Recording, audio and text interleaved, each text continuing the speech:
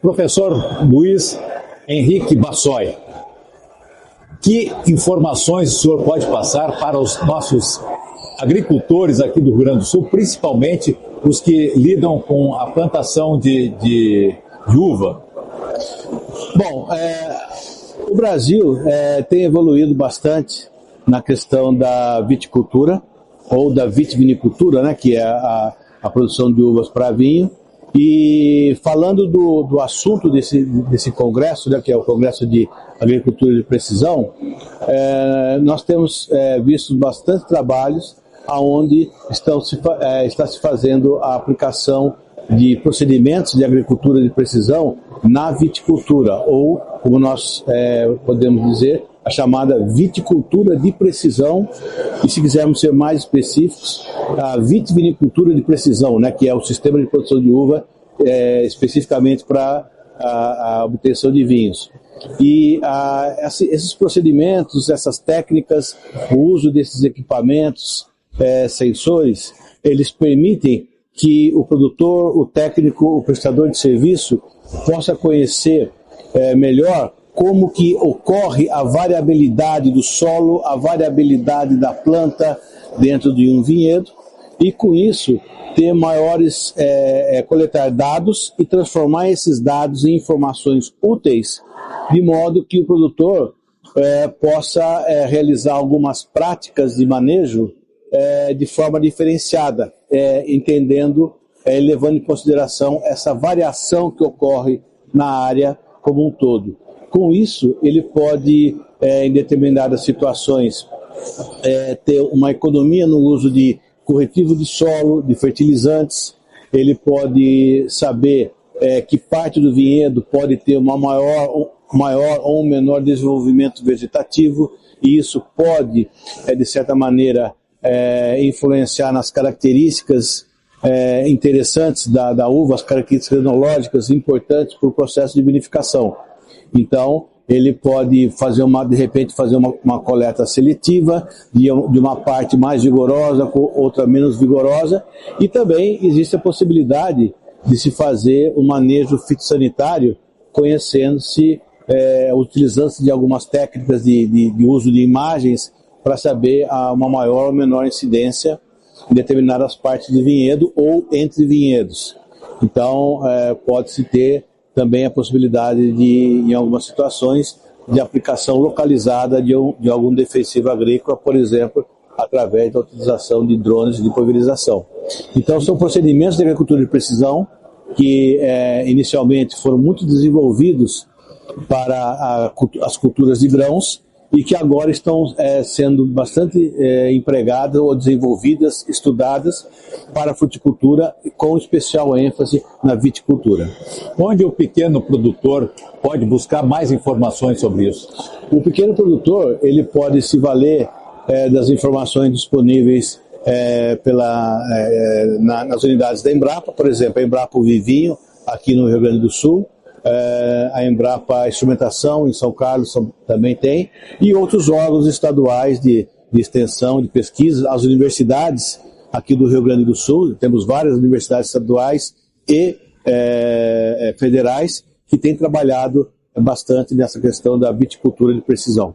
O senhor que já trabalhou também no Nordeste, Centro-Oeste, Sudeste, os nossos vinhos não estão mais perdendo para nenhum vinho do estrangeiro, né? Tem ocorrido um desenvolvimento muito importante, muito interessante do vinho brasileiro. Prova é que nós temos vários produtores, várias vinícolas, tanto do sul do país como do sudeste do país, que têm sido premiadas internacionalmente.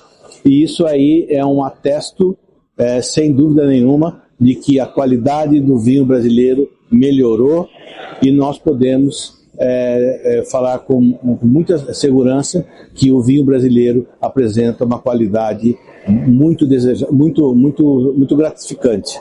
E a tecnologia tem favorecido muito isso. Tem favorecido a tecnologia, o próprio desenvolvimento dos produtores, das vinícolas, tem investido muito em conhecimento, em tecnologia, em aprimoramento, e então isso daí precisa ser levado ao conhecimento do público, porque o setor de vinhos do brasileiro ele é merecedor do nosso aplauso.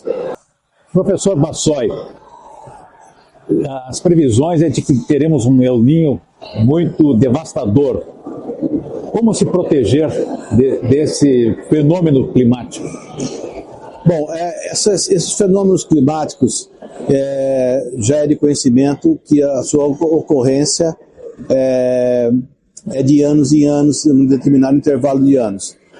O produtor brasileiro, ele, na medida do possível, ele tem que se preparar com antecedência, na medida do possível, para que passar com menores dificuldades por épocas de baixa disponibilidade de chuva ou até mesmo um excesso de chuvas. Evidentemente que existem situações em que não há como se proteger, se defender, como é o caso que aconteceu há alguns anos atrás no Rio Grande do Sul. Foi uma coisa catastrófica.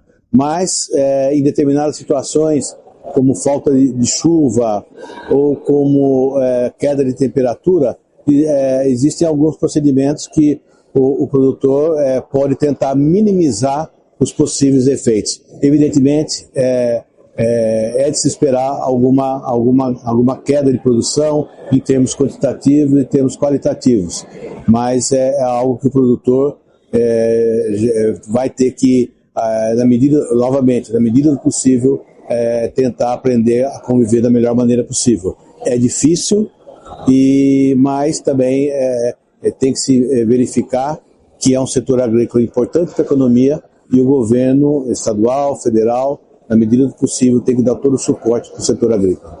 O que causa mais dano? A seca ou o excesso de chuva? Dependendo da intensidade de ambos, né, qualquer um dos dois vai causar grandes problemas.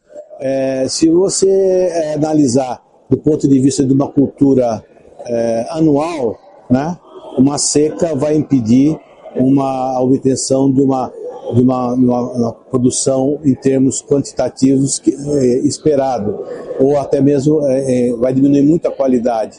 Então, no ano que vem, o produtor ele vai novamente semear e tentar obter uma boa colheita.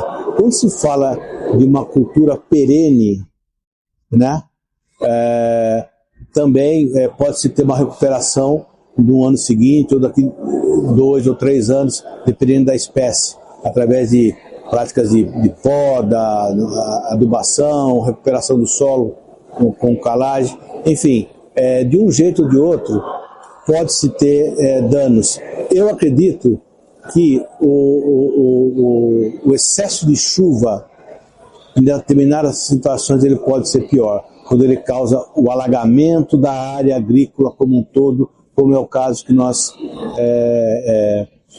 observamos, infelizmente, alguns anos atrás.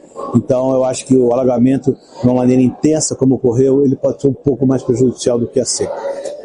Como é que está o nível de irrigação no Brasil? Nós temos tantas máquinas, alta tecnologia, mas também, às vezes, falta recurso para o produtor obter esse serviço de fazer, de molhar a sua plantação. Como é que nós estamos em termos de irrigação no Brasil? A irrigação no Brasil tem evoluído muito satisfatoriamente. Nós temos um enorme potencial de área irrigada, um pouco mais de 8, talvez 9 milhões de hectares, e podemos aumentar muito mais. O que nós precisamos fazer, entre outras coisas, é um trabalho de conscientização da sociedade brasileira e até de algumas agências de governo federal e estadual, do quão importante é irrigar. Evidentemente, irrigar dentro das boas práticas de manejo, para que se tenha o que eu chamo de boa eficácia e boa eficiência de irrigação. A eficácia está relacionada à decisão de onde irrigar e quando irrigar. E a eficiência é de quanto que vai se aplicar em cada evento de irrigação que for realizado. Então nós temos conhecimento, temos tecnologia para fazer o bom uso da água na produção irrigada.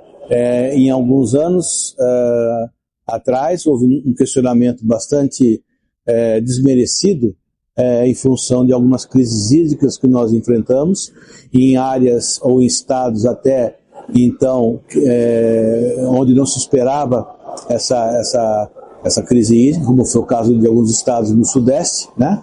Mas isso aí é algo que todo o Brasil deve se acostumar a se precaver, a se preparar, porque eventos como de excesso de chuvas ou de falta de chuvas poderão ter uma frequência um pouco maior nos anos pela frente, devido a essa questão de mudanças climáticas, e a irrigação ela pode ser sim uma tecnologia ou uma prática que pode, em algumas situações, minimizar possíveis perdas em decorrência da falta de chuvas. Ela é um grande aliado do produtor para aumentar, não só aumentar a produção, a produtividade, mas garantir a obtenção de uma colheita em anos de baixa pluviosidade.